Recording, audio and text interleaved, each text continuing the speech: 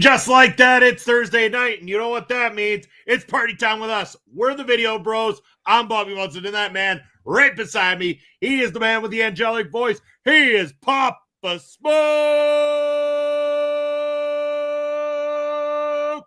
Papa Smokes, happy Thursday. How you doing, brother?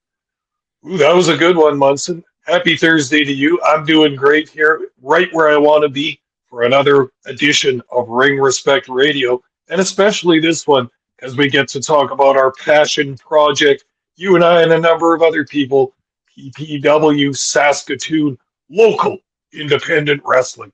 Woo! That's right. That's what it's all about. We love our indie wrestling here on the channel. Very, very excited to be talking about Prairie Pro Wrestling and the show that just happened this Saturday. Speaking of our friends at PPW, saying it's clear who makes the pictures for the thumbnails, as El Asesino on that thumbnail happens to have a no symbol over his face. I don't know how it happened, PPW. I swear I have nothing to do with the artwork that goes on around here. And it's Master saying, hey, boys, still reeling from Saturday's show. You bet, man. We got a lot to talk about here on the episode.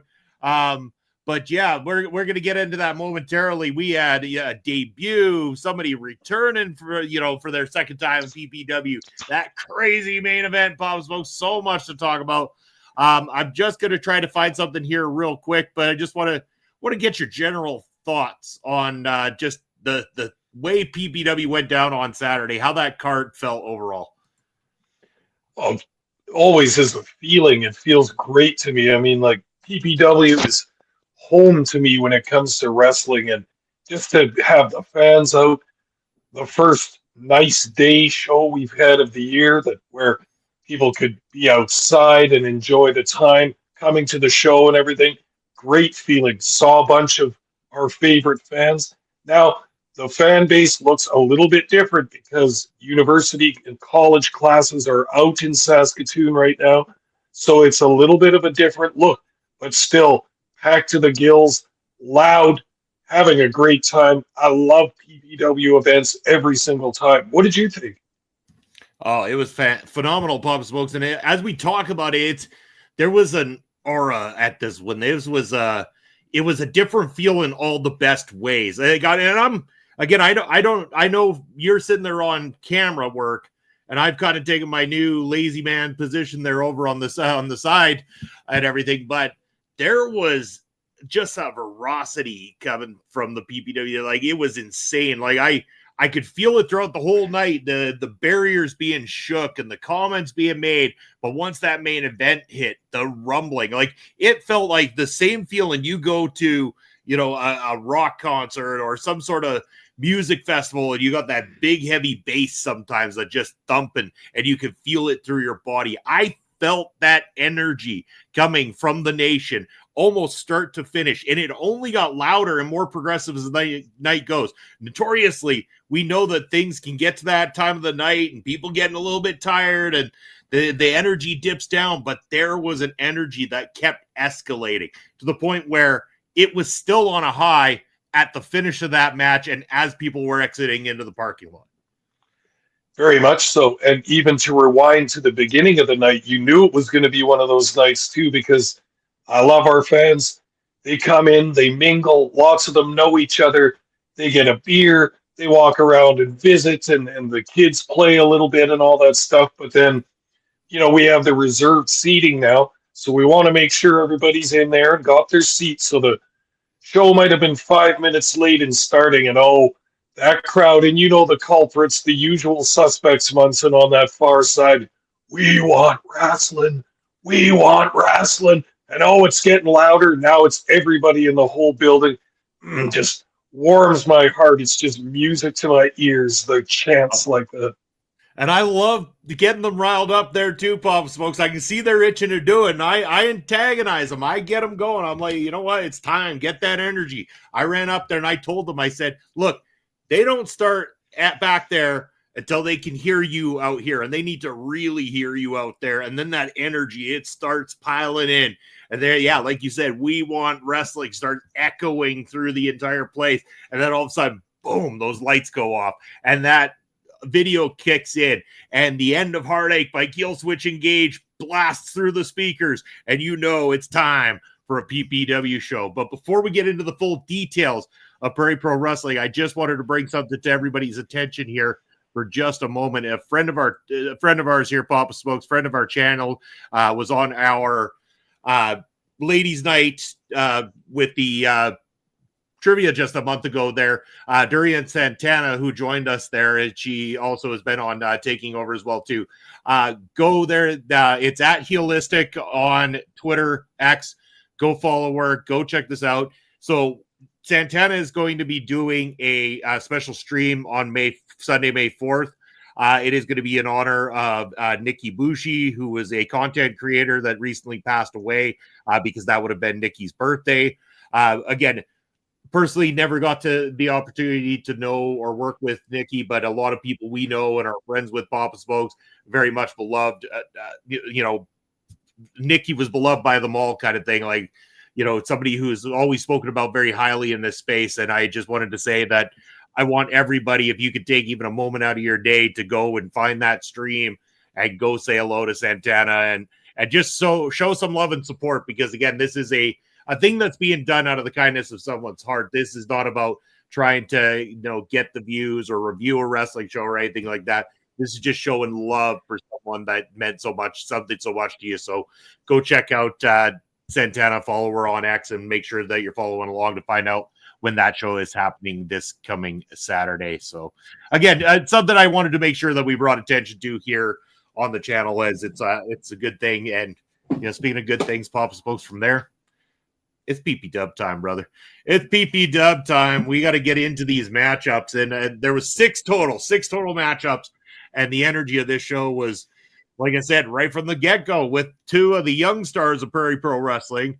We saw the rubber match between Riley Cruz and Marvelous Morris Waltz.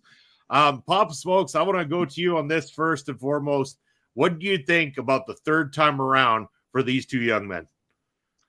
Well, first of all, I was glad to see that they were going to get this rubber match, because it's not exactly a rubber match, I guess, but a third match between these two, because we're all very proud of Riley Cruz and Morris Waltz being graduates of the PPW Training Academy, and both were looking really good right off the bat with wonderful starts to their careers around here, and then both branching out, working for other promotions elsewhere in Canada and across the border in the US.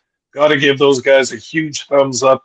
They're putting their reps in, they're getting their practice, and working for different companies and different styles and different wrestlers.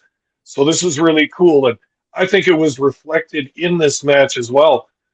Both of them are coming along nicely, and this was the best match they've had against each other as well. You can see that they're learning each other's styles. They both are anticipating each other's moves a little bit, able to get those reversals in. But what competition between these two. And each one of them wants to be the big dog of the PPW graduates. And this match was no different. Hard hitting, the striking ability of Morris Waltz is just off the charts. And then Riley Cruz brings that all kinds of energy and all kinds of flips for a big dude too. Very, very good offense, and what a match. I was captivated. Yeah, very much so. And I also want to mention to you too, because I was talking to him a bit backstage about it, but Riley Cruz, fresh off of the Canada Death Tours. And I said to him, I said, it must have been one hell of a learning experience. And he said it was a life-changing experience for him and everything. And you could see it in the work that he brought to the table this time around. While Morris has been there time and time again, and even at the last show, continuing to progress in PPW and surrounding areas, Riley went out and did this thing that not every wrestler ever gets to do or has the opportunity to do. And along the way, got to, work with different people, let to really rough it when it comes down to it in terms of professional wrestling. And I think you saw that little bit of a change in the ring tonight in this matchup with Morris Waltz. I think it's why Riley was able to come up with the victory. And he continues, he's adhering to the PPW Nation. They absolutely love Riley Cruz. He's celebrating with them afterwards, headbanging with various people. He's got Riley Cruz shirts now that are selling. We saw little kids in the stands there wearing their Riley Cruz shirts and getting their Riley Cruz guitar picks in. Like, I mean, this kid he's going places. He's marketing himself well. But again, we have got on our hands a very dangerous individual in Marvelous Morris Waltz. He's got an arrogance and an aura about him, but he is very, very dangerous. And while Riley might have got away with the win on this particular night, I feel that we're only that one match away from Morris Waltz's confidence going through the roof and him suddenly becoming the most dangerous, most unstoppable individual inside of Prairie Pro Wrestling Squared Circle. I couldn't have said it better myself, Munson. And we've talked on this podcast many times about what potential Morris Waltz has. I've also talked to this guy backstage a number of times. He has his head screwed on right. He understands what's going on in this wrestling business. He's not going to worry about the fans or their approval of him or anything like that. He's got to be laser focused on his career and getting those wins and getting those reps, not only in PPW but elsewhere. But we're going to talk about PPW tonight. He wants to get that win over Riley Cruz. That's his rival. Whether they're having lots of matches against each other or not, there's that built-in rivalry that they both came out of the training academy at the same time. It's a natural rivalry between the two. Morris Waltz only has himself to battle with before he takes the next big step. I really think that when he gets that, like you said, that confidence or that mental fortitude to say, I can take down anyone in this company, but I have to believe I can do it. And I think that's just the next step before we see Morris Waltz moving up the card and taking on some really stiff competition, because at some point he's got that PPW gold in the back of his mind. He wants a shot at it, just like every other wrestler in PPW. And he ain't going to stop until he gets it. You bet. As Basser mentioning that in the name of rock and roll was what Riley yelled right out before his finish. So I like that. Yeah, that's awesome, actually. In the name of rock and roll. I mean, maybe we need to start using that when he goes to hit that finish. We'll say it along with him, Pop Smokes. That could catch on quite nicely. I like it. Again, and a lot of people adhering well to the Endless Waltz as well, too. The Endless Waltz, a very unique maneuver in pro wrestling where Morris beats his opponent so bad that he has the opportunity to do a little bit of dancing, a little bit of waltzing in the middle of the ring right before he puts them away for a finish. This was a great way, as we say, to kick off a card. High energy, really good work between these two guys. They've come a long way. Before we go into the next match, though, we do need to mention that absent on this card was our Prairie Pro Wrestling heavyweight champion, Papa Smokes. Michael Allen Richard Clark was elsewhere at the time, unable to make it to the event, and not too happy about it was one El Asesino, who came out, said that he has been overlooked for a Prairie Pro Wrestling Championship matchup, that he defeated Michael Allen Richard Clark at the Ring of Horrors, and Mark didn't even have the nerve to show up to the show as the champion there that night. And Asesino demanded the Crash Crimson give him a championship opportunity or somebody was going to get hurt before the end of the night. The warning had been sent out. And the problem was unfortunately, once again, I think we all just kind of hoped that it wouldn't happen. We hoped that it wouldn't happen. And we're going to talk very soon about what did happen. And because it happened very early on in this card. But initial thoughts, Papa's folks, El Asesino overlooked for the Prairie Pro Wrestling Championship. I mean, credentially in the ring, yeah, he's got a very strong point. I'm not going to argue with the guy about the fact that he has won those matches. He has been a top guy. He has been a champion in other companies. He has all the credentials to be getting a title shot. There's no doubt in my mind about it. The thing that I believe that makes it not happen when it comes to PPW management is when you come in with a shit attitude, you're going to get shit on. And that's exactly what they're doing. He can cry all he wants about it, But unfortunately, it's his attitude that sucks and what's prevented him from being put in that spot so far. Had he just toned down the attitude, the constant attacks on random wrestlers who don't have anything involvement in this situation at all, then maybe PPW would have signed on the dotted line already. That's just my thoughts on it. I'm curious to know yours. Okay, that's a bit of a mouthful, but first of all, Michael Allen, Richard Clark. Okay, he's the PPW champ, but I think we all understand he's busy right now. He's got other irons in the fire. And we understand this. We would never hold talent back from moving upwards out of Saskatoon and getting bigger opportunities, as we've seen him performing for AEW. We've seen him for Maple Leaf Wrestling.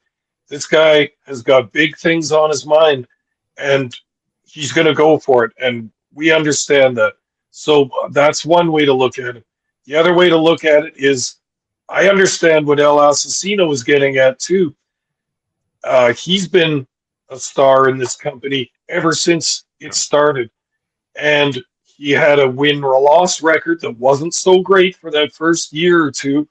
But since then, he's been honing his skills and his ability to win, and he's been getting those victories, whereas he might have come up short a few times before that. So based on that, how does he not get a title opportunity, and why shouldn't he?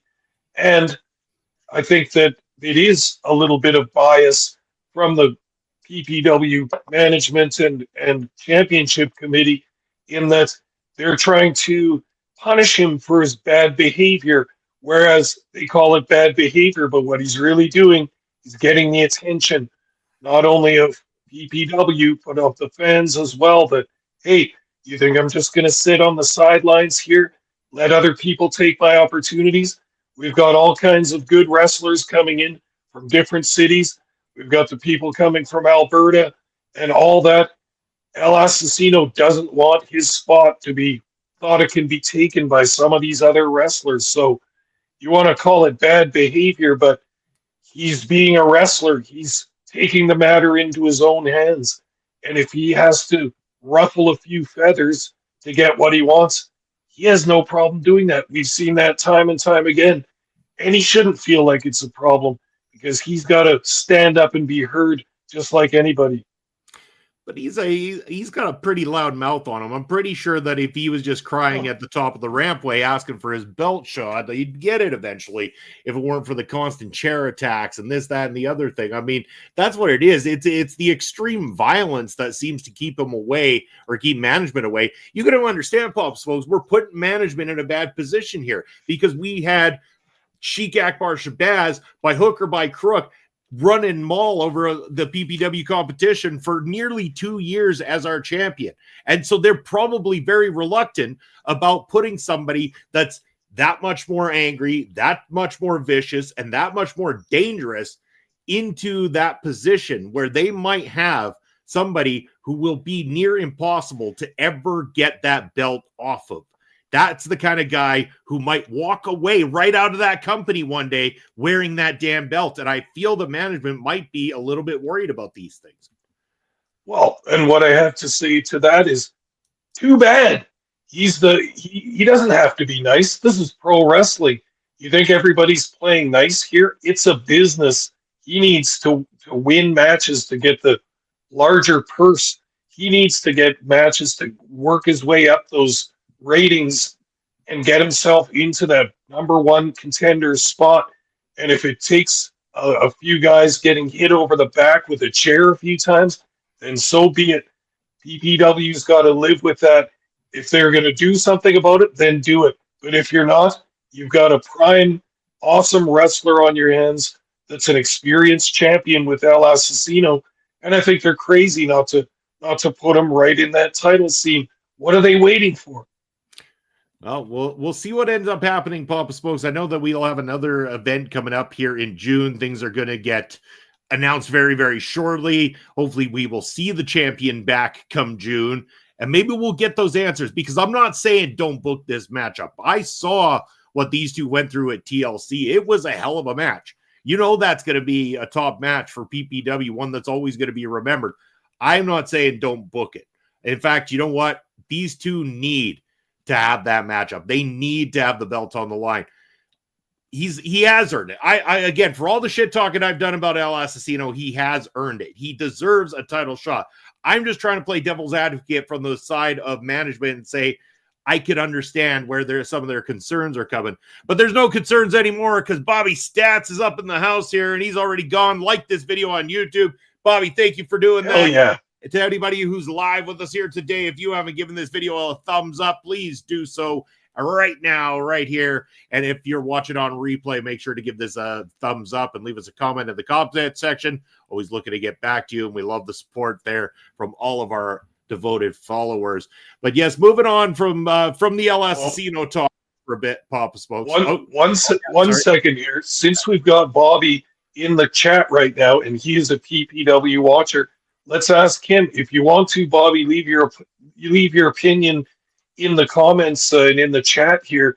Do you think that El Asesino should be up in the championship picture in PPW? Interested in your thoughts, brother. I'm pretty sure I know what Bobby's going to say to this. I think you might be on my side, Pop Smokes. But what?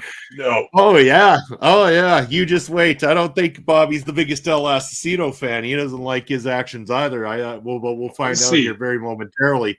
But as we do, we will start to go into the next matchup that we had on this particular card. The second match of the night, a one-on-one match between Rich King and the leader of the Brotherhood, Bucky McGraw. Interesting that this was lined up because up until this point, Papa Smokes, the opponents that Rich King has gone up against have all been on the side of fan favorites. They've always had the momentum of the PPW crowd.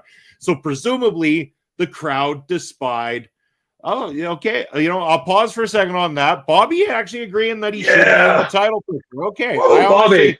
I thought Bobby was a little bit iffy on the actions of El Asesino, but at least he gets it on terms of his win streak and everything. So fair enough. When the stats man says it, you listen, Munson.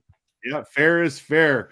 Bass saying Rich had a PPW career making night on Saturday. The crowd loves him. We will. That's where we're going to roll with this right away, Bass. Because again, here's the thing about heels. Like we talk about an El Asesino and the things he does that really makes the crowd resent him. Rich King has not been those things. Rich King just happens to have gone up against the opponents that the PPW Nation has preferred and liked, and he hasn't had that chance to really adhere to them. He didn't want to adhere to them at first, but he had a streak going and a confidence and arrogance almost going there for a little while, and then he ran into Cannonball Kelly. And Cannonball Kelly, in that match you can catch this coming Saturday on PPW's YouTube channel. I wonder if it didn't humble the man from the north, Rich King, in that point, because this time around he comes out to someone who, I don't care who you throw in there, you're going to turn them into a babyface because the crowd despise Bucky McGraw. The leader of the Brotherhood is not loved by the PPW Nation whatsoever. So Rich King coming out to, looking very flashy this time around. He got the cool shades on. He's got the Rads jacket on. He's coming out to the Rads music. He's touching tips all over the place with the PPW Nation, and they're loving it now. Oh, they can feel his energy. He's excited to be there. They're excited to see him there. And Bucky comes out, and it's, oh, damn that Bucky. I can't stand that Bucky. But the thing that really made this one, and what Bass is saying about a career-making night for Rich King, is the way that this match finished. And we saw the Brotherhood try to stick their noses into this matchup. Jacob Creed comes out, distracts our official, and then Dixie Dragon gets in the ring, grabs the Book of Re-Education to throw to Bucky, ready to do the DDT. At that very moment, Rich then dumps the Dixie Dragon over the top ropes, grabs a hold of Bucky McGraw, pushes Bucky into the official, which causes Jacob Creed to drop down. We get ourselves a suplex from Rich King. 1, 2, 3. He pulls off the impossible of making all three guys look like absolute dummies in this particular moment. Completely owns them. But he was smart at the same time, Papa Smokes. He got that win, and he ran up that ramp to celebrate at the top of the ramp, knowing that he was outnumbered. That was smart thinking on the part of Rich. He's now got the audience clearly behind him. And I believe, like Bass said, strongly that Rich King has become a very big, popular favorite among the PPW Nation with that one match. Very, very much so. Yeah, and I like the way you described it at the beginning. It's almost like he wasn't completely comfortable in PPW when he first started. It's a new company to him. It's in a different province from where he's from and from the fans and such that he knows. But Saturday night was something different, and he came out with a different energy, and it really, really suits him. Now, for one thing, you gotta love Rich King. He's got the body, he's got the looks, he's a cool guy, he's got charisma coming from him. It's not a stretch for me to imagine that the fans would take to him, but also in battling against Bucky McGraw and the Brotherhood, wow, now the fans are really going to be on your side. And you could see that Rich King was lapping that up. You know, he was enjoying it, and then he was giving that energy right back to the fans. They were giving it back to him, and he was giving it back to them, and that went on through the entire match. And now you can just, it's like something new was born. You can feel the difference now. They like Rich King. I like Rich King. He's absolutely got that charisma to get over with the fans here and wrestled a great match. And under the circumstances where he had to have eyes on the back of his head because of the Brotherhood, and he dealt with that as well. Not an easy task because the Brotherhood have used that numbers advantage on many, many wrestlers in PPW to their detriment, to the detriment of their opponents, should I say. But Rich King, in that energy exchange with the fans, just had it and wasn't going to be denied, and ends up pulling off that big win. And perfectly said by Basser, this could just change the entire trajectory of his momentum in PPW. He could find himself shooting up the roster a little bit and maybe towards that championship scene. I, for one, would love to see that. You bet. Bass pointing out that he wants to point out he's been touching tips for years with the Rads. He sure has been. You got Bobby saying Scott D'Amore should look into Rich King 100%. MLP should consider Rich King. Yep. How long has Rich been wrestling for? Good question. We'll have to ask him something. We'll have to have him on the show and ask him one of these days. Rich, if you're listening in, my friend, we'd like to have you on the show. I will reach out to you. But I don't know the true answer. He's been wrestling longer than he's been in PPW by a fair amount. I know that much because he's been working over in Alberta and other various areas for quite some time now.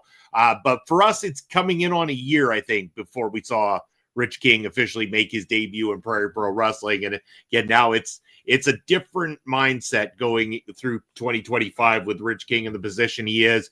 Who knows what could happen? Man, from beyond the grave, Alex Trebek joining us here on the show, saying hello, everybody.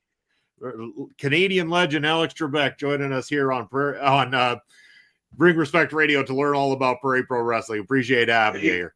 Hey, Alex, I'll take PPW for 200, please. There we go. Love it. Yeah, we got a whole category for it.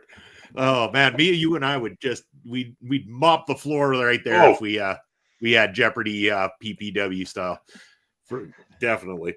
But yes, moving on to the third match of the night here, Papa Smokes. Our third match of the night was another singles match. This is a return match from the last card that we had. It's T.Y. Jackson taking on Saskatoon's favorite wrestler and the best human being on the planet, Uncle Phil Deadly.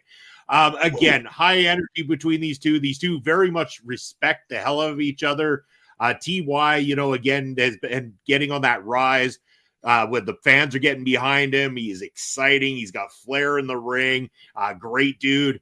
But again, Phil Deadly, I mean, man, you can tell this guy's been working at it since the time you and I first met Phil Deadly to today, Papa Smokes. You can just see the amount of hard work and dedication that's gone into getting him to where he is today. A lot of great things in his future. What a matchup. Great. Obviously, these two work very, very well together. The fans may be a little bit torn because they didn't know who to cheer for. That was the biggest problem. They don't know, who do I cheer for, T.Y. or Phil? I've never seen them this divided, I should say, because usually you could throw out your best babyface. We threw fucking Colton Kelly in the ring with Phil Deadly, and it almost hurt the babyface push for Colton Kelly at the time. But with TY, it's a little different, Papa Smokes. I feel the fans are really starting to like him, really starting to adhere to him to a place where they feel evened out in their devotion towards these two guys. Yeah, that's absolutely true. You could feel it in the building too, and it's no one's ever gonna in Saskatoon is ever gonna cheer against Phil Deadly. I'm convinced of that. He is the big favorite amongst PPW wrestlers and in Saskatoon wrestling in general. But TY, newer on the scene, has been having matches with us over the past year or so, or the last better part of the year. Yeah, okay. Yeah. And despite who he's in the ring with, a big favorite of the fans here, you can feel that the PPW Nation also wants to get behind T.Y. Jackson because it's not hard to see why. His presentation is good. He's tall. He's strong. He's a good-looking guy. He's got good gear and stuff like that. He looks like a professional wrestler all the way, and his ring work is excellent. You can feel the charisma coming off of him, too.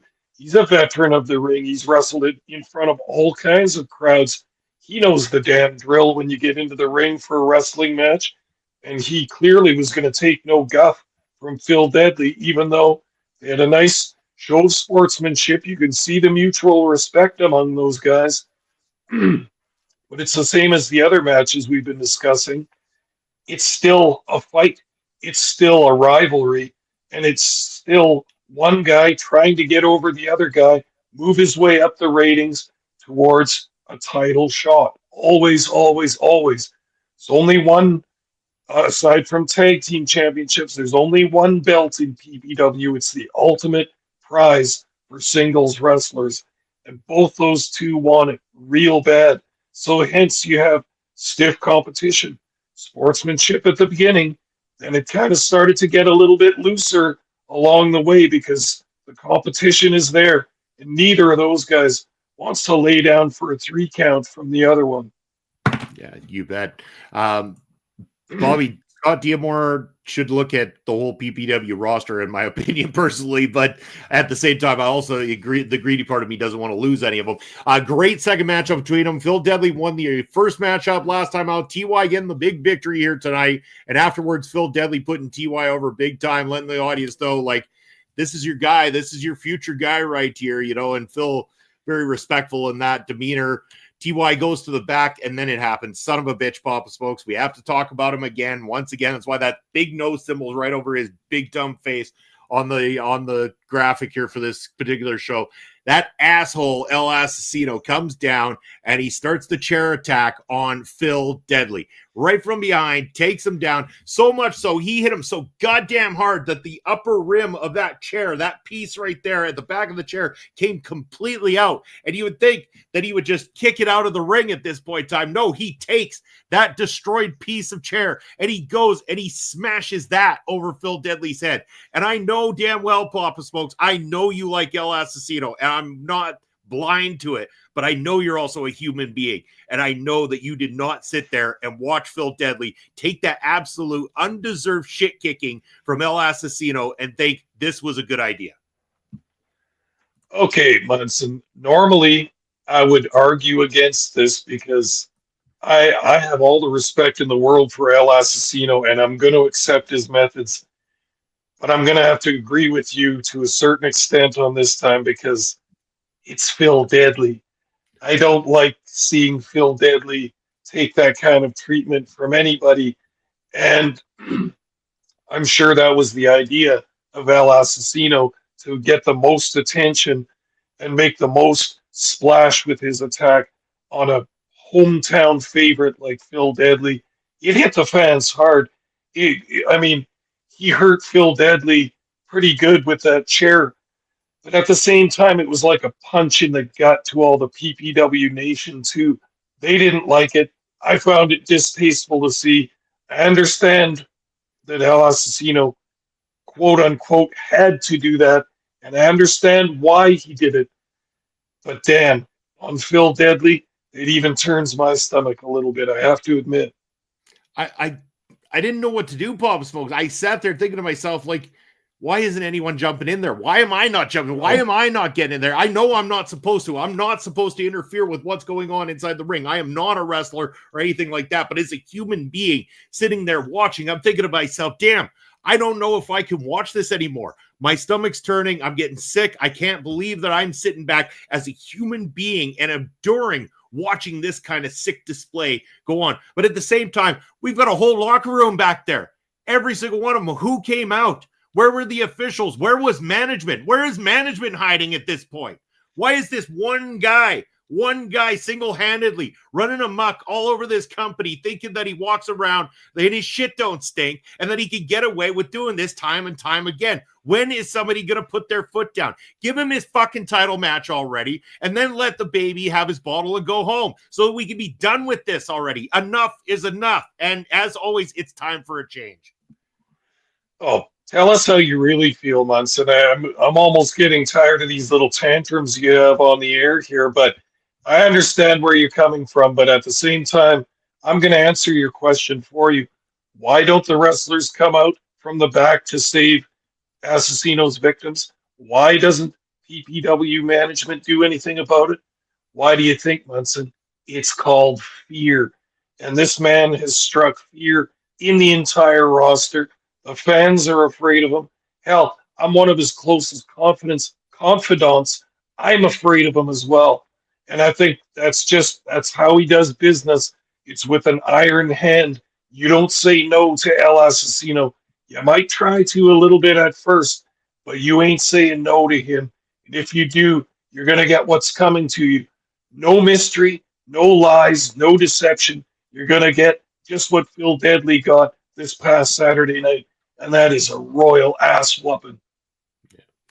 Ed, thanks for checking in, Ed. Hope you're enjoying Thunderbolts. Ed will be live this coming Sunday evening, giving the review on Marvel Talk, so stay tuned for that. Sad to see Munson with some marks from yeah, well, it didn't happen again. I figured you had a typo there. Soon, though, Ed. Soon. If I have to keep watching this kind of shit go on in the ring like I did, the human side of me is going to crack eventually, Papa Smokes. I can't sit by and idly take these beatdowns on good human beings. It is not right. Absolutely not right. I just can't. I've had it. I mean, again, I'm not a fighter. I'm not a wrestler. I'm 42 goddamn years old. My knees crack every time I step up from a fucking chair, but I'm not going to sit by and watch people continue to get hurt and taken out by somebody who just wants a title shot. So somebody, please, PPW management, sign the fucking dotted line, put the title on the line, and get this shit over with already.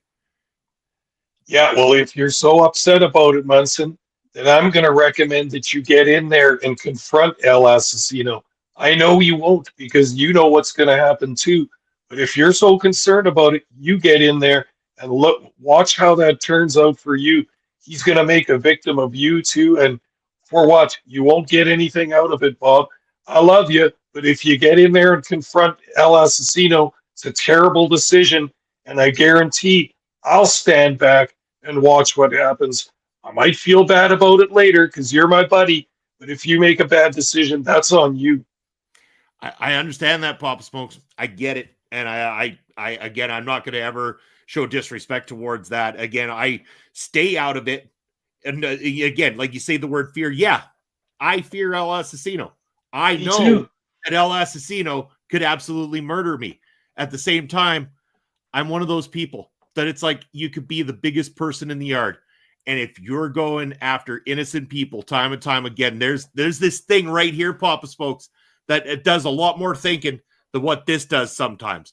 And sometimes this is what's going to take over. And I think one of these days, maybe, just maybe, I won't be able to take it anymore. So somebody do something before my old ass has to get in there and become the next victim. Thank you, Bobby, for the compliment about us being the best. Appreciate it. And we appreciate you. You've always been one of the most faithful viewers here on the channel, and always going to love you for that. Let's get off the Asesino topic. Obviously, Papa Smokes. Again, I've got my differences with him. I'm fired up, but I want to talk about something positive. And this was very positive because in this next matchup, tag team action, we got a lot of debuting type things going on this time around. Yeah. First of all, we had the official in-ring debut of Prairie in PPW. Yes, they had a match before. Didn't really let PPW Nation know that they're Prairie and that they've been holding gold all over the place. So Sheik Akbar Shabazz, Barack Irani making their first official matchup as Prairie, the tag team in PPW, happened on this night. Their opponents, we had a returning Tyler Adams, who actually happened to be the one that was victim to the murder finisher of Prairie the last time out when he teamed with Tommy Gallivan. This time out, he has himself a brand new partner. Again, Tyler Adams now seemingly coming back to PPW. Hopefully, after this, he'll come back again. We'll see, because he had a great tag team partner there, and they did very well together. We had the debut of Rose in Prairie Pro Wrestling, Papa Smokes. This was a great debut. I didn't know anything about Rose's career going into this, but had the opportunity to talk to her a little bit. Seems like a wonderful person. She got out there, and man, was she kicking some serious ass in this matchup. Fights without wrestling boots, does the barefoot thing. A lot of kicks in her arsenal. Very, very calculated with them, and she took some fight to these two guys. Tyler Adams looking even better this time out, looking more prepared this time out. Got a lot more with the fans behind him this time as well too. Went in there, gave it his absolute best. And while these two have never teamed together, for a first-time outing against a very well-established team in the form of Prairie and a very dominating, big, large, vicious team in Prairie, they did great work together. Now, Prairie, on the other hand, they looked incredible. They're big, they're sharp, and as they say it, they're jacked, juicy, and certified beauties, Papa Smokes. There was tank tops all over that building from the new merch sales. There was the jacked and juicy t-shirts, and despite these guys constantly being the ones that are supposed to be hated, it seems like they have become the ones the fans love to hate at this point in time, and they enjoyed watching as these two went at it, especially at times when Barat was just tossing Tyler Adams around that ring, just whipping him from one end to the other and everything. Absolutely devastating. I'm going to get your thoughts in a moment as we welcome SDG to the chat, saying he's here to defend the God's honor. Oh, Jesus Christ. Yeah. Moving on from that, Papa Smokes, your thought on the tag team match. We talked enough about Asesino here tonight already, but your thought on Rose, on Tyler Adams' return, and Prairie making their mark in the division. For sure. I was very much looking forward to this match. I wanted to see Prairie do a complete match and really see what their style was all about. And this turned out very nicely because we got to see the debut. Of course, we've seen Tyler Adams once before, but the debut of Rose, always glad to get another women's wrestler on our roster, at least having a match with us for now. Would love to see more of her in the future. I think she's a BC person, so another Canadian ladies wrestler. Love to see it. She looked good. Like you said, the barefoot style kind of indicates that that she might have been a martial artist before. And then, yes, we saw some of her kicks and all that. Her look is excellent. Her in-ring skills were good, and I love to see it. And I'm very much enthused to see more ladies wrestling in Saskatoon and more of Rose. This would be awesome with me. And I think the fans really were intrigued by her too. Unfortunately, we don't get enough women's talent coming through this area, but we've had a little bit, and now we've got Rose doing a show with us too. Excellent. Love to see it and excited to see more. Tyler Adams. Oh, go ahead, Munson. Oh, no. I was just going to say, yeah, I'm excited to see more of Rose as well too. She did excellent for us. For sure. And Tyler Adams, he made an impression on me the first time a couple months back when he also had a tag team match. This time, looking equally good to me. I like this kid. I think he has a lot of potential. He comes out, he's not a giant, bulky guy, but he comes out to the ring with all kinds of energy, all kinds of enthusiasm, and the fans take to it. So again, we were talking about that exchange of energy between the wrestlers and the fans. Tyler Adams gets that.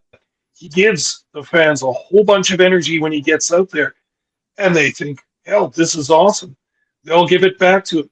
He's also a nice looking kid. His presentation looks good, and he's got skills in the ring, an aerial style, an exciting style, a dynamic style. And I can see this guy going places in PPW. I think the fans are really taking to him. And in this tag team with Rose, here was a team that PPW Nation was glad to cheer for. Some relative newcomers and something that we haven't seen before. So yeah, let's dig into this tag team and see what they've got going on. Now, having said that, excuse me, their opponents on Saturday night were Paralira. Now you've got yourself in a real tough position because this is a new tag team to PPW, but not new to wrestling. These guys have been doing their thing over in Alberta and other areas of Canada for quite a while now. They're similar in their style. They're similar in their stature. Two big, tall, strong guys. And they've got a lot of teamwork and a lot of tandem moves worked out, which is bad news for Tyler Adams and Rose. And the way I look at Paralira, you said that the fans love to hate them. I think it is kind of a situation like that. It's almost like it reminds me of such teams as the Steiners or the Road Warriors back in their day. They could flip off the fans and speak disrespectfully to the fans, but they were so good and so tough and so aggressive in the ring that the fans couldn't help but wrestlers wage all across PPW and across their opponents. They want to see that finishing maneuver, murder, because it's really something to behold. It's a terrifying spectacle, but Paralira have made their intentions clear.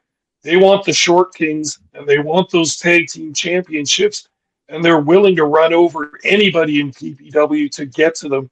Tyler Adams and Rose just happen to be the first and latest tag team to feel the wrath of Paralira, but they aren't going to be the last. And this PPW tag team situation has been largely a three-way dance so far between the Brotherhood, the Clandestine Society, and the Short Kings. But look out, Paralira's knocking on the door, and they want in there. And you know that they want the Short Kings most of all. But if they have to go through the Brotherhood and or the Clandestine Society, they're going to do it. You better believe they want a match with those teams as well, because they want to cement themselves into a position where they can get a shot at those titles. Yeah, 100% agree with you there, Bob Smokes. Hello to Astrid joining us in the chat. Thanks for being here on Ring Respect Radio. We also got Bobby asking if you guys ever did a women's championship in our company, which would be your first ever It's such a hard tell right now, Bobby, because I think we would have to establish a stronger base of women's wrestling here in Saskatchewan. And again, the biggest problem here is not having enough localized talent in Saskatchewan and having to have available talent come from other provinces at the moment. Once we establish more, I think locally in Saskatoon, once more get out of the PPW Academy and we can establish more of a women's division, which I think is going to take some time, because again, it's such a small market here that it's a little bit more difficult than it is in others. The problem is that who I would put it on today is not who I would be available by the time we do it. If I was to do it based on today, it would be on Zoe in a heartbeat. It would be no questions about it. Zoe would be the first champion 100%. How about you, Bob Spokes? Well, 100%. It wouldn't matter what anyone else would say. Zoe would come out and just take that belt by force. No question in my mind about it. But she would have Karen from accounting breathing down her neck. And now, if that was a belt right now, she'd have Rose coming after her too. So, I mean, even with the three of them, it would be an interesting little situation. But Zoe's the top dog as far as Saskatoon women's wrestling goes. Yeah, she would have that belt in a heartbeat. And keep in mind, if you are somebody who is looking to get into professional wrestling and want to be trained and you're in the Saskatoon area, maybe you want to be a part of that ever-growing women's division here in Saskatchewan Pro Wrestling, reach out to the Prairie Pro Wrestling Academy and learn from the absolute best in the industry in order to make sure that you could be part of that revolution of women's wrestling here in Saskatchewan. Moving on from there, Papa Smokes, we have our second last match of the night. This was a singles match. It is all night. Levi Knight coming fresh from the hottest nightclub in Regina, Saskatchewan, going all night long and ready to take on his opponent. It's Cannonball Kelly, along with the greatest manager in the history of Prairie Pro Wrestling, Johnny Two Fingers, debuting that brand new song, the song Cannonball Kelly, that is part of the new entrance. Absolutely phenomenal. Love this. It's hard not to be happy when you see Cannonball and Johnny coming out in the first place. That new song just radiated with the fans. It was fun. It was exciting. Yeah. Again, we've seen Cannonball and Levi lock up, but I gotta say, even though Cannonball got through this one, yeah, I know Levi just recently come back from extra training down in Mexico. We know this guy has traveled the world doing different bits of training. It was very, very seen in this matchup with Cannonball Kelly. Levi Knight was a little bit more focused than ever before, and he was pulling off moves that we've never seen him pull off before. I think that Levi Knight is going to continue to push down this road until he continues to get better and better. And it's the guys like that apply their craft that are only going to accelerate as time goes on. But Cannonball Kelly, once again, looks sharp, able to get through this, able to pick up another big W. Johnny Two Fingers down there, keeping things on track, involving himself where he needs to be involved, because that's what the greatest manager in PPW history will always do. Your thoughts on this matchup? Oh, this was a good match, and this was the kind of match that we've been talking about tonight, too, with two PPW veterans who have a whole lot of wins racked up between the two of them. But when you put this match on a PPW card right before the main event, it shows that it has some weight to it. It has some significance. And this is one of those matches that if you win it, you might just propel yourself into one of those top contending categories for the PPW title, where we've been talking about all these wrestlers want to be tonight, including possibly most of all El Asesino, because he's descending to the worst depths to try and get there. But this was a competitive match between two guys, and once again, rivals in the company. They're not going to let the other guy walk over them and into the spot that they want to be at the top of the card.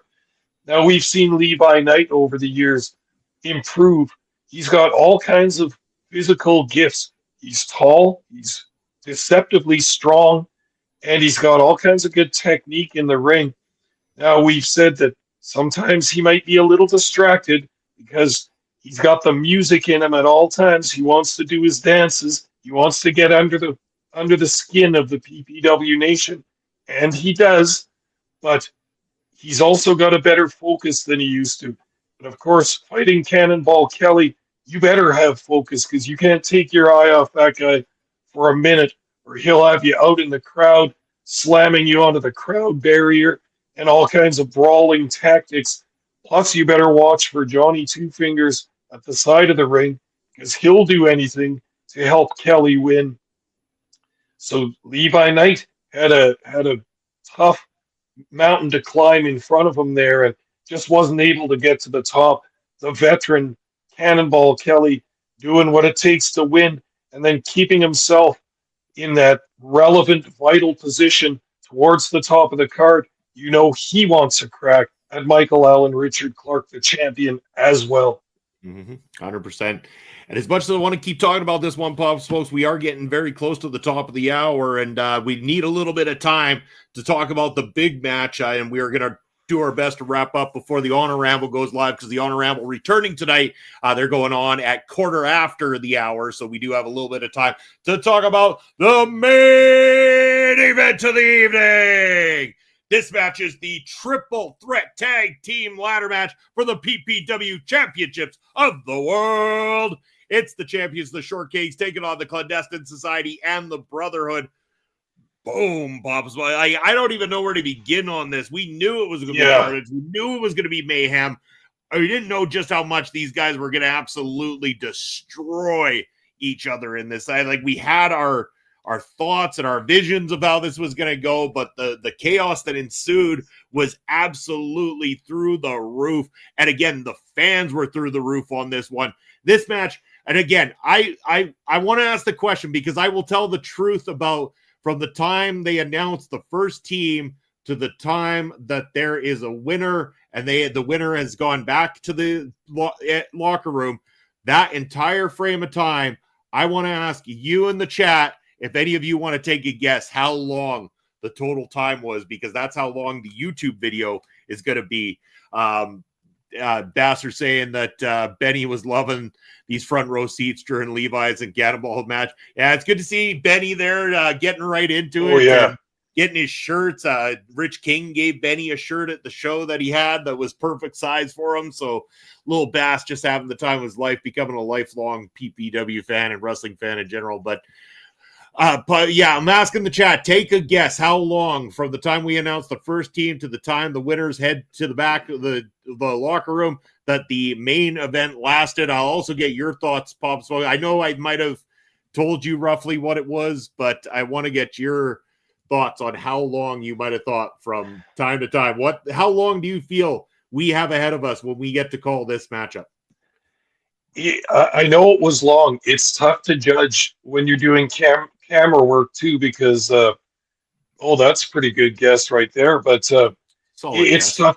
It's tough to judge time when you're doing the camera work. My mind's racing all the time. But what a tilt between these three, and it was just. I know that the fans could feel it too. When I first arrived at the venue, sometime before the show, you walk in, you look up to the ring with those lights coming down. It's one of my favorite times of my entire life is walking into a wrestling show and just seeing the empty ring there under the lights. It's just so exhilarating to me, a lifelong wrestling fan. But then this time, seeing those beautiful tag team belts hanging up there, and it's like, oh my God, somebody's got to climb up ladders to get those. It was exhilarating, and you're talking about the three top tag teams, for the time being, with Prairie breathing down their necks, but the Brotherhood, the Clandestine Society, and the champions, the Short Kings. Oh man, and these three tag teams have been tangling with each other over the past year, basically, since we've decided to get the tag team titles going. And these three teams, you knew were going to make mincemeat out of each other because it's a huge rivalry. And it's hard to pick a winner in these matches. Every time I always think I know who might win one of their matches against each other, but they're very evenly matched. They all have different skill sets. Whereas the Clandestine Society, Crow and Blaze know each other so well as wrestlers that they have that teamwork. They don't have to talk. They don't even have to look at each other. They know what they're going to do. It's instinctual for those guys. And they laid a whooping on some of these other wrestlers. The Brotherhood, well trained with the great mind of Bucky McGraw behind them. They are well coached and always have a strategy, and it always involves nefarious tactics of some kind. And then the Short Kings, almost kind of a combination of those two. They're so energetic. They have such an awesome style, but they're both so strong too, particularly the thickness. Reed Matthews throwing around some of the huge men in that match. Wow, just so impressive. And the Short Kings, big favorites of mine amongst the other teams as well, but just so charismatic as champions, and you could feel the energy of the crowd was with the Short Kings. I think the fans really wanted them to retain.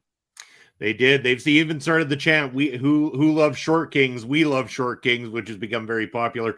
I'm going to run through like the big moments, the ones that kind of led to the holy shits and all that we had throughout this Bob Smokes. But before I do that, I need your tally too. 18 minutes is Bobby's guess. 37 is Bass's guess. I want to know your guess. How long do you think this is going to be, this video? I'm going to go somewhere between those, I think. I'm going to go with 28. Cool. Now, just for a little bit of information, about our longest match or so to date, or longest video on YouTube to date, I believe rings in right around the 30-minute mark. This one set a new record by a long shot. From start to finish, this video, when it releases, is 42 minutes long. The good portion of 3/4 of a full hour long on this one, and it never felt like it. Again, Bobby had a great guess there. 18 minutes, around that 20-minute mark is a lot of the PPW matches. Bass saying 37. Bass very close on this occasion. And again, it was hard to tell. I didn't realize until I sat down to edit the damn thing that it was quite that long. And then you start going through the motions of what went down, and you know, I'll run it through. We started off hot. There's bodies coming out of the ring, ladders being hit into them, back and forth, back and forth. We get inside the ring. We've had constructions of the ladder in the center with a ladder from the ropes over to there. We had, you know, a back body drop on one of them. At one point, a spike pile driver through one of the ladders, which caused the break of that particular ladder. We had at one point, Reed Matthews was placed between two ladders, and Stephen Crow got on Michael Richard Blaze's shoulders and did the double knees right through Reed Matthews between those two ladders at that point. Mars the Specialist climbing the ladder. The Rhinestone Cowboy climbs on top of his shoulders, reverse Hurricanrana off the top of the ladder, like absolute mayhem. We then had the two ladders that were put between the fan railings and the ring, and both members of the Brotherhood put on either side, and we had the Short Kings take out Jacob Creed on the one side, smashing him through the ladder, smashing him through that ladder hard. He was on the apron, and they did that double team shoulder check right into his ass, bang, right through that ladder. On the other side, Dixie Dragon laid across that one. All of a sudden, Stephen Crow comes off double knee, doesn't quite break through the ladder as expected, so Blaze shrugs his shoulders, and he goes and flips on top, and boom, that ladder goes straight to the ground. Dixie's taken out of this thing. Back and forth between the Short Kings and the Clandestine Society as we lose Papa Smokes temporarily. So this thing's going back and forth, and suddenly the Brotherhood then gain a big advantage. They then take the Short Kings, and they dump the Short Kings into the audience. They have been taken out entirely from this matchup. It is now the Clandestine Society and the Brotherhood at this point. We then get, at one point, the Clandestine Society on absolute fire as we welcome back Papa Smokes. So, yes, the Clandestine Society at this point now on fire. The Short Kings have been taken out. The Clandestine Society have got the advantage over the Brotherhood. Then Blaze and Crow double team Jacob Creed in the corner and duct taped him. Papa Smokes, to that post. They came to play. The Clandestine Society were ready. He's out. Dixie Dragon has been over there, completely KO'd from this thing for quite some time at this point because he had taken some nasty spills. Now it's all there. It's right there for the Clandestine Society. All they got to do is climb up and reach those belts. And as mentioned on Ring Respect Radio just last Thursday night by Bass, would the Short Kings get a special ladder to compensate for their height? Well, sure enough, in come the Short Kings from the back, and they have got a double height ladder. This thing is huge. This is a big-ass ladder, and they bring it in the ring, and they set it up next to the other ladder. You got the one ladder. You got the Clandestine Society. You got the big ladder. The Short Kings are climbing up. Both teams want those belts. In comes Dixie Dragon to try to break up the party, grabs Stephen Crow, pulls him down. Blaze, in a chance to defend his own teammate, leaps off and takes out the Dixie Dragon. All three men go down.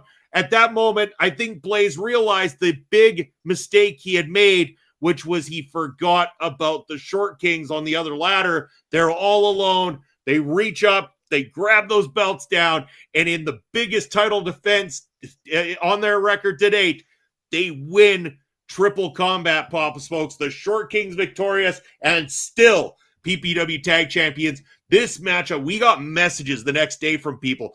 That was one of the best shows I've ever seen in my life. That ladder match was one of the best matches in Saskatoon history. Everything from the PPW Nation talking about how much they love this. This match was insane. I can't wait for you to get to see it when we call it, Papa Smokes. It is all edited. It is wild. It is quite the experience. No, and you did a great job of running through that match because some of those spots were just absolutely massive. And I remember thinking as the match was getting along, even very early in the match, you saw some of these combatants just getting under the ring and pulling out more and more ladders. And I was just thinking, like, well, we'll have two or three ladders probably because shit happens in a ladder match, and one might get wrecked, or one ladder might get thrown out to the outside or something. Come on, so there had to be 5 or 6 ladders, and they all got smashed. They all got broken. That's why the Short Kings had to come out with that extend a ladder and get them all the way up there to those belts that so rightfully belong to them, especially after that defense. But wow, yeah, you covered it very well. All kinds of mayhem. The fans couldn't get enough. The chants were just going insane. This was a main event, very much deserving of one of PPW's top shows. And I think the fans completely enjoyed this absolute mayhem throughout the entire venue. But every so often, you got to give the fans a thrill like that. You got to give them what they want. And what they wanted to see was something get solved between these 3 teams that have been vying for the PPW Tag Team Championships.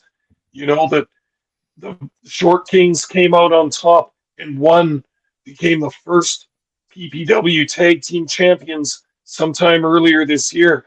But still, business was unfinished with the Brotherhood and the Clandestine Society. They aren't going to roll over just because someone else won the titles. All they want is an opportunity to get in there and compete for those titles. And that's what this ladder match was. A difficult match to defend the titles, a difficult match to try and win the titles. But look who comes up on top. It's the Short Kings again, much to the delight of the PPW Nation, much to my delight also. It was a great matchup, great title defense, shows that they're the fighting champions. They say they are, Bob Smokes. One hell of a night. What a great show. Again, we are running out of time, Bob Smokes. We could sit here all night talking to the wonderful people about Prairie Pro Wrestling, and we will do so on future episodes as we lead up to the next PPW event. You can always check us out Saturdays, Prairie Pro Wrestling on YouTube. But in the meantime, in between time, Bob Smokes, cost me some money. Get that beautiful ticker up there. Tell the people where they can find you. All right, people, I can always be found at Elon Musk's free speech wonderland known as X, formerly known as Twitter. I am at smokes_papa. I can also be found on Twitch at papa_smokes_. That's where you can find Bob Smokes. As for myself, Bobby Munson on the X at Real Bobby Munson, Instagram and Threads at Video Bros SK. Over the Twitch, it's Video Bro_Bobby Munson, and Blue Sky. Look up Bobby Munson and you'll find me right over there. Appreciate it, Bobby. Awesome show tonight. We think so too. We had a lot of fun. Glad you were able to be here. But as always, you're going to be able to check out lots of great shows here at our local establishment, including the Honor Ramble that's coming up very, very shortly. Returning here tonight, giving you all things Ring of Honor. Make sure to tune into that. We are our local establishment across all social media as well as YouTube and Twitch. Make sure to give us a thumbs up. Subscribe to the channel, ring that notification bell, and leave us a comment. Always checking them out. Always getting back to you. Lots of stuff going on. We appreciate your time here today. And speaking of all that stuff going on, I'm going to leave you with the weekly calendar on the way out. Until next time, take care, everybody. Never gonna stop, never gonna change, never gonna do the things you say. I run my own way to get there. Fools are calling and the I seem to care. In the air, no more crowd, just the opposite kind of few clouds. So tell me this time is coming for the sake of all your lies.